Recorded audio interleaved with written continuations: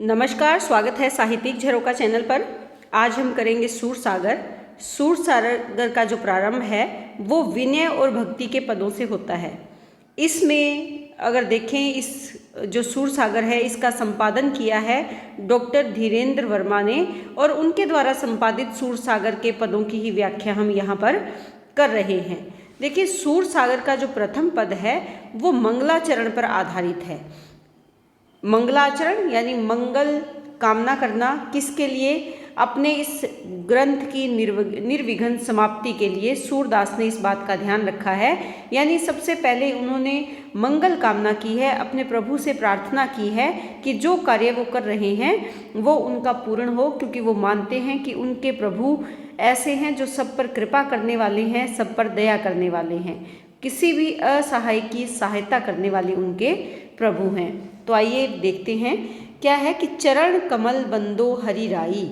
चरण के समान जो सुंदर कमल है, रूपक अलंकार है, ध्यान दें यहाँ पर कि जो प्रभु श्री कृष्ण है उनके चरण कैसे हैं? कमल के समान सुंदर चरणों वाले, या चरण रूपी जो कमल है उनकी मैं वंदना करता हूँ। किसकी? हरि राई, मेरे हरि जो राई यानी राजा, जो राजा है, सर्वश्रेष्ठ है, उनकी मैं, उनके जो चरण रूपी कमल है उनकी मैं वंदना करता हूँ।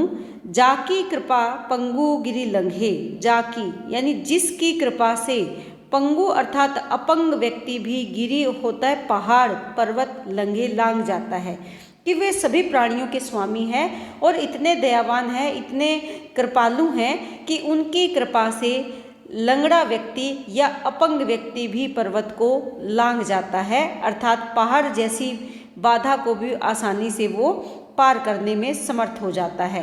अंधे को सब कुछ दर्शाई, और अंधा व्यक्ति भी सब कुछ देख सकता है। ऐसी कृपा किसकी है? कृष्ण की ऐसी कृपा है कि अंधे व्यक्ति को भी सब कुछ दिखाई देने लगता है। जब कृष्ण की कृपा होती है तो बहिरो सुने, बहरा व्यक्ति भी सुनने लगता है, गूंग पुनि बोले, और गूंगा व्यक्ति भी दोबारा से बोलने लगता है। ये किसके कारण हो रहा है? प्रभु श्री कृष्ण की कृपा के कारण ऐसा हो रहा है कि लंगड़ा व्यक्ति पहाड़ लांग जाता है, अंधे व्यक्ति को सब कुछ दिखाई देने लगता है, बहरा व्यक्ति सुनने लगता है, और गूंगा व्यक्ति भी दोबारा से बोलना प्रारंभ कर देता है। रंक चले सिर छत्र धराई। रंक यानी जो गरीब है, जो निम्न किसी ओहदे पर है, वो भी, या कह सकते हैं कि अभाव से युक्त दरिद्र व्यक्ति भी अपने सिर पर छत्र यानी ताज या छत्र धारण करके राजा की पदवी प्राप्त कर लेता है। अर्थात निम्न से निम्न व्यक्ति भी उच्च पद की प्राप्ति कर लेता है, और किससे? प्रभु की कृपा से। सूरदास प्रार्थना करते हैं कि हे स्वामी करुणामय, करुणा के सागर, हे मेरे स्वामी आप कैसे हो? दयालु हो, करुणा करने वाले हो, दयावान हो। बार बार बंदो तिहि पाई, कि मैं बार बार तुम्हारे चरणों में क्या करता हूँ? वंदना करता हूँ। बार बार मैं उनके चरणों में वंदना करता हूँ। किसके चरणों में वंदना कर रहे हैं? अपने प्रभु श्री कृष्ण के चरणों में। तो यहाँ पर अगर हम देखें तो कवि ने प्रभु कृपा में अपना पूर्ण विश्वास व्यक्त यहाँ किया है, और वो मानते हैं कि उनके प्रभु जो श्री कृष्ण है वो संसारिक प्राणियों का कल्याण करने वाले हैं। संसार में जितनी भी बाधाएं मानव जीवन में आती है उन सभी बाधाओं को दूर करने वाले हैं। तो यहाँ पर देखें तो विनम्रता से वो अपने प्रभु की प्रार्थना कर रहे हैं। साहित्यिक रूप से देखें तो ब्रज भाषा का सुंदर प्रयोग हुआ है, शब्द चयन भावों के अनुसार है, यानी जो शब्दों का प्रयोग यहाँ पर किया है वो अपने कृष्ण के प्रति जो वंदना के भाव है उनके अनुकूल किया है। गुण की दृष्टि से देखें तो सर्वत्र क्या है? प्रसाद गुण है, ये आप यहाँ पर ध्यान में रखें। और रस यहाँ पर कौन सा रहेगा? शांत रस का सुंदर चित्रण यहाँ पर किया गया है। अनुप्रास अलंकार आया है, जैसे देखिए बार बार रूपक अलंकार आया है चरण कमल में, और इसके साथ साथ हम यहाँ पर बात करें तो गीति काव्य की सभी विशेषताएं इसमें देखी जा सकती है। वर्णन किया है अपने प्रभु की कृपा का तो वर्णात्मक शैली है, और पद छंद का प्रयोग यहाँ पर किया हुआ है। छंद की दृष्टि से कौन सा है? पद छंद का प्रयोग यहाँ पर किया गया है। आगे क्या कहते हैं? अविगत गति कुछ कहत ना आवे। अविगत, अविगत क्या है, जहाँ तक जिसके पास जाया ना जा सके। इस पद में अगर हम देखें तो उन्होंने निर्गुण परमात्मा की सत्ता को स्वीकार तो किया है, लेकिन इसके साथ साथ उन्होंने ये भी बताया है कि वो सगुण ईश्वर की उपासना क्यों कर रहे हैं। वो कहते हैं कि अविगत गति कछु कुछ कहत ना आवे, कि जो निर्गुण निराकार ईश्वर या परमात्मा है उसकी गति, उसकी लीला के बारे में कुछ भी कहत न आवे, कहा नहीं जा सकता। कारण क्या है इसके पीछे, क्योंकि जो वेद शास्त्र है वो भी निर्गुण परमात्मा के प्रति कहने में असमर्थ है। बिल्कुल वैसे ही जो गूंगे मीठे फल को रस अंतर्गत ही भावे, जो यानी जैसे गूंगा व्यक्ति मुंह में मीठे फल को डाल तो लेता है, लेकिन उस रस से उसे कितना आनंद प्राप्त हो रहा है, उसमें कितनी मिठास है, वो केवल अंदर ही अंदर अनुभव कर सकता है। अंतर्गत ही भावे यानी अंदर ही अंदर वो उससे प्रभावित होता है, उसे अच्छा लगता है। परम स्वाद सभी सु निरंतर अमित तोष उपजावे, लेकिन उसका जो परम स्वाद है, जो उसे तोष यानी संतोष उससे उत्पन्न हो रहा है, अमित, अमित यानी अपार जो संतोष उसको प्रदान कर रहा है, क्या, जो मीठा फल है, उसका परम स्वाद जो लगातार वो अनुभव कर रहा है, जो उसका आनंद ले रहा है, वो कैसा है, बहुत सुखदायी, संतोष देने वाला, अपार संतोष प्रदान करने वाला है, लेकिन वो उसको व्यक्त नहीं कर सकता क्योंकि वो गूंगा है, उसके पास वाणी नहीं है। वो उसके स्वाद को अनुभव तो कर सकता है लेकिन दूसरे को नहीं बता सकता। इसीलिए जो सूरदास जी हैं वो ये मानते हैं कि निर्गुण निराकार परमात्मा की भक्ति या उसके प्रति प्रेम भी कुछ इसी प्रकार का है। मन वाणी को अगम अगोचर सो जाने जो पावे, कि मन और वाणी से वो अगम है, अगोचर है, जहाँ तक पहुँचना मुश्किल होता है, यानी वो मन और वाणी से दोनों से देखें तो अदृष्ट है, यानी हम उसे अगम जहाँ जाया ना जा सके, अगोचर जिसे देखा ना जा सके, यानी इंद्रियों से परे है। सो जाने जो पावे, जो उसको प्राप्त कर लेता है केवल वही उसको जान सकता है। मन उसके बारे में चिंतन नहीं कर सकता, वाणी उसके बारे में कोई बात नहीं कह सकती या उसे व्यक्त नहीं कर सकती। कोई महान पुरुष ही होता होगा जो उसे प्राप्त कर लेता है, वही उसको जान सकता है। रूप रेख गुण जाति जुगति बिनु निरालंब कित ध्यावे, तो यहाँ पर वो कहते हैं कि ऐसा परमात्मा, ऐसा ब्रह्म जिसका ना तो कोई रूप है, ना कोई रेखा है, ना ही कोई गुण है, ना ही वो किसी जाति का है, अतः बिना किसी युक्ति के, निरालंब यानी सहारे के, कित कहाँ पर ध्यावे यानी ढूंढे, ऐसे परमात्मा को किस प्रकार ढूंढे। इसके लिए तो क्या है, निरालंब यानी आश्रय से रहित होकर कहाँ ढूंढे, जिसको प्राप्त करने की कोई जुक्ति नहीं है, कोई तरीका नहीं है, उसको ढूंढने में तो इंसान भटक सकता है।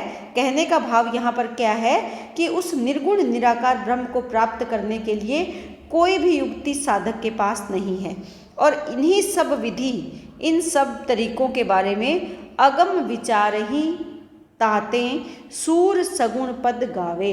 वो क्या कहते हैं कि इनके बारे में मैंने अच्छी तरह से सब तरीकों से सोच विचार करके देख लिया है।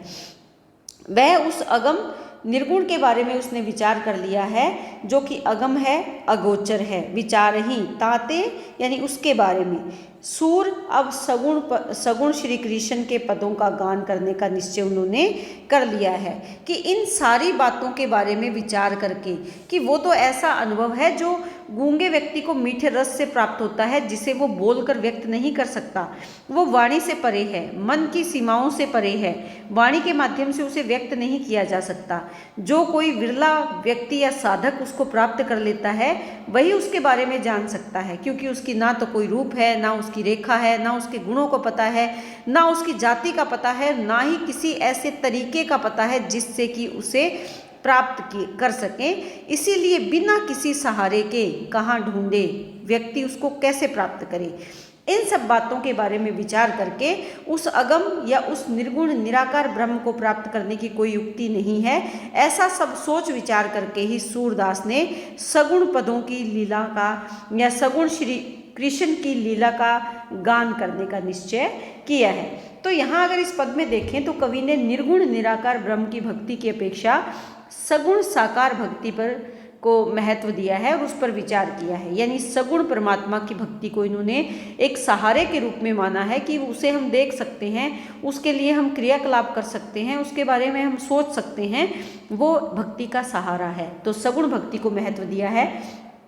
यहाँ पर भी अगर हम देखें तो साहित्यिक ब्रज भाषा का सुंदर प्रयोग हुआ है। सर्वत्र अगर प्रसाद गुण है, यहाँ पर अनुप्रास अलंकारों का प्रयोग हुआ है। इसके साथ साथ अगर हम देखें तो संपूर्ण पद में दृष्टांत अलंकार का सुंदर और स्वाभाविक प्रयोग हुआ है।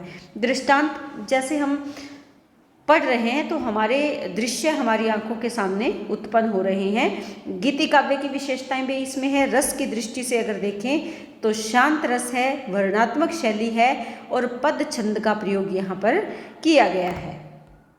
अपनी भक्त वत्सलता का परिचय देते हुए सूरदास जी क्या कहते हैं कि वासुदेव की बड़ी बड़ाई। इस पद में भक्त वत्सलता का भाव दिखाया गया है कि प्रभु भक्तों के प्रति किस प्रकार वात्सल्य का भाव करते हैं। वासुदेव की बड़ी बड़ाई। वासुदेव कौन है? वासुदेव के पुत्र कौन है? श्री कृष्ण हैं। कि वासुदेव के पुत्र श्री कृष्ण, उनकी बड़ी बड़ाई है, अर्थात उनकी कृपा दृष्टि का वर्णन करना असंभव है, वो वर्णन अवर्णनीय है। वो जगत के पिता है, जगदीश जगत गुरु, जगत के ईश्वर हैं और इस सारे संसार के गुरु हैं। निज भक्तनी की सहत ढिठाई। निज यानी अपने, भक्तनी भक्तों की सहन कर जाते हैं। ढिठाई यानी दृष्टता। भक्त अगर उनके साथ कुछ बुरा व्यवहार भी करते हैं तब भी वो जगत के गुरु, जगत के पिता उन सब अपराधों को अनदेखा करके उसकी धृष्टता को सहन कर लेते हैं। बिल्कुल वैसे ही जैसे माता पिता अपने छोटे बच्चों के द्वारा गलती करने पर उसे स्वीकार करके उसे क्षमा कर देते हैं, ऐसा ही भृगु को चरण राखी उर ऊपर। भृगु ने, जो ऋषि भृगु है, उन्होंने क्रोधित होकर अपने चरणों को कहाँ रख दिया था? उर यानी हृदय। किसके हृदय पर? कृष्ण के हृदय पर अपने चरणों से प्रहार किया था। बोले वचन सकल सुखदाई। लेकिन फिर भी श्री कृष्ण ने उनके प्रति क्रोध का भाव प्रकट नहीं किया, बल्कि बोले वचन, सकल यानी सभी, सुख देने वाले। भृगु ऋषि के द्वारा प्रहार करने के बाद भी उन्होंने उनको क्षमा कर दिया और ऐसे वचनों को वहाँ पर बोले जो कि सुख देने वाले थे।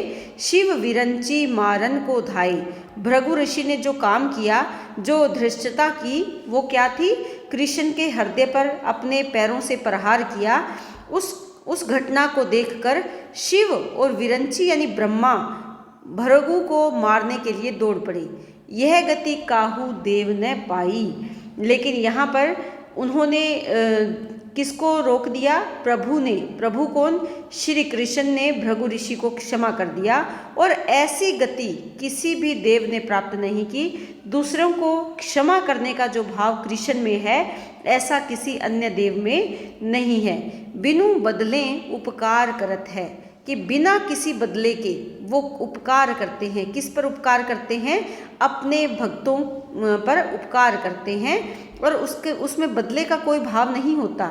वहाँ पर बिना किसी प्रतिफल के, बिना किसी आशा के, वो ऐसी आशा नहीं करते कि मैं अपने भक्त का उद्धार कर रहा हूँ तो भक्त बदले में मुझे मेरी भक्ति करे या मुझे स्मरण करे या मुझे मान सम्मान दे। स्वार्थ बिना करत मित्राई। और उनका स्वभाव कैसा है कि बिना किसी स्वार्थ के भाव के वो मित्रता करते हैं। रावण अरि को अनुज विभीषण।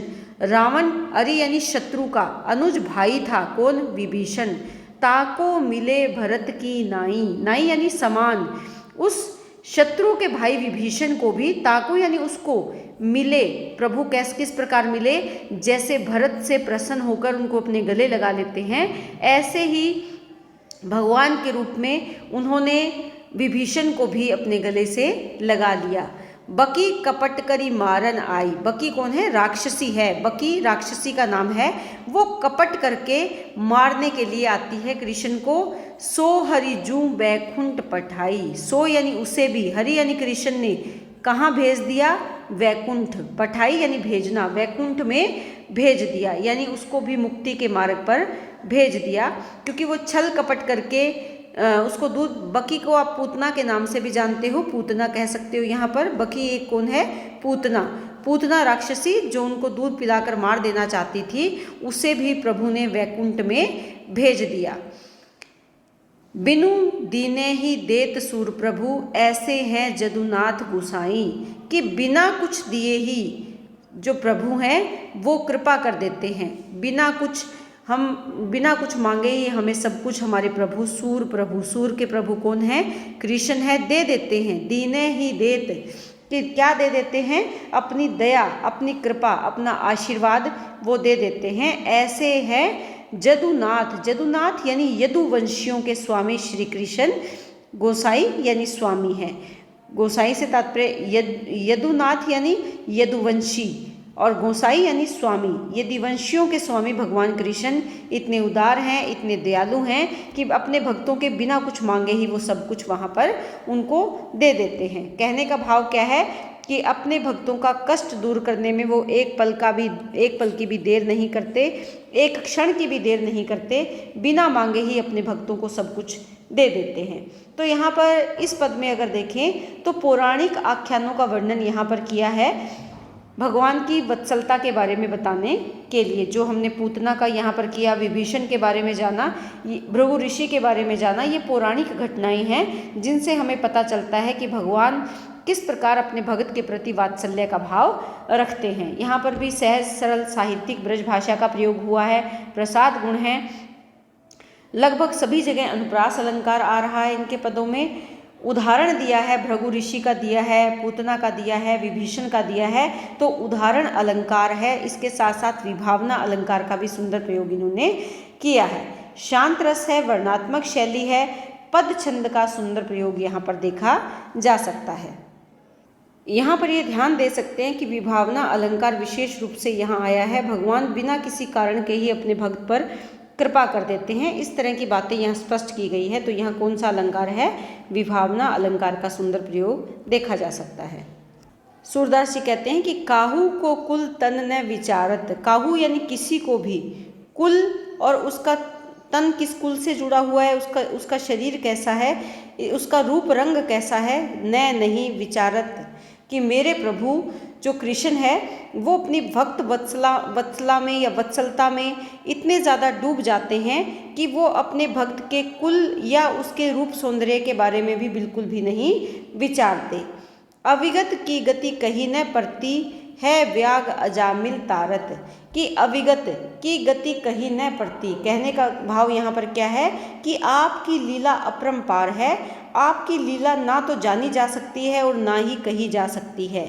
कहीं न पड़ती, पड़ती से तात्पर्य कहा नहीं जा सकता।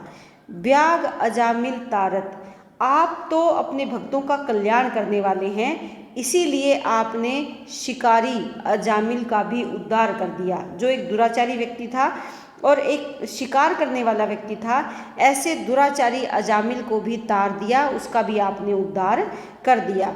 कौन जाति अरुपाती विदुर की, आपने कभी नहीं सोचा कि विदुर की कौन सी जाति है, किस तरह का वो व्यक्ति है, किस कुल से जुड़ा हुआ है। ताही के पग धारत, ताही यानी उसके घर में आपने कदम रखे, वहीं पर आप ठहरे।